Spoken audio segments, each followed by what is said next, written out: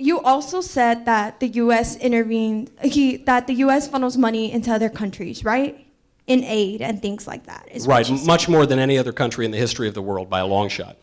Did you also talk about how the U.S. intervenes in countries in other ways, like war, and that the U.S. is tearing up these countries? And which countries these are in particular are you that are concerned fleeing.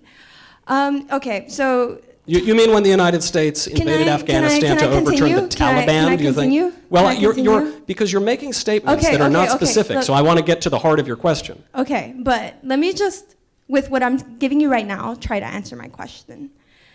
Okay, so if the U.S. is intervening in countries, and these when we give foreign aid, we have intervene. Immigrants that are fleeing. Where do you expect these immigrants to go when the U.S. intervenes in these countries that don't ask for U.S. intervention? Which country? Well, yes, the Taliban in Afghanistan didn't ask for U.S. intervention. I'm just leaving it as well, I an guess open they did ask general for question. it when they I'm flew not going to two planes. specifically narrow it down to any sort of. I know you can't narrow it down because when you get specific, your point falls apart. In No. the general, your point sounds like it makes sense, Listen but in to the me. specific, it doesn't make sense. You by the mentioned way. women that are raped when they cross the border, but you're not mentioning the children that are being raped in the detention centers at your borders. Well, 80% of women and girls who cross the border illegally are raped along that journey by the sadistic sociopaths who have been permitted to run free along the border. What percentage of children who have been brought in by their parents to this foreign country, what percentage of children are you suggesting are being raped by U.S. government officials?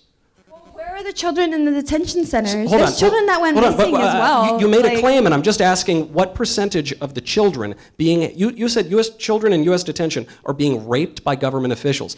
Do you have any evidence for that whatsoever? Government officials. You said they're being raped in detention centers. By I whom? never mentioned by who. By whom? By whom are you suggesting? Okay, but who's keeping these detention centers? So you don't have by whom are you saying they're being victimized? If there is an epidemic of children being victimized in these detention centers, and you have some evidence of that, you better present that. That sounds like a terrible thing. These children from their parents in these detention centers. So children are separated from their parents, not because of a policy of Donald Trump, not even because of a policy of Barack Obama, but because of a policy that was determined in 1997 called the Flores Agreement during the Clinton administration. And the reason for that is that when illegal aliens come into our country, they are apprehended by law enforcement. But if they're held for longer than a short period of time, you can't put children in jails. I don't think anybody wants us to put children in jails. That is literally caging children. So the children are separated from their parents because the parents are dealt with by law enforcement and the children are dealt with by the Department of Health and Human Services. The only alternative to this would be to put children in jails or else to let the parents go free without any consequences for entering the country, which is to say the only alternative is totally open borders in the United States. Is that what you're suggesting? So you're saying the children in cages right now aren't? Which children how many children are in cages right now? The children at the detention centers.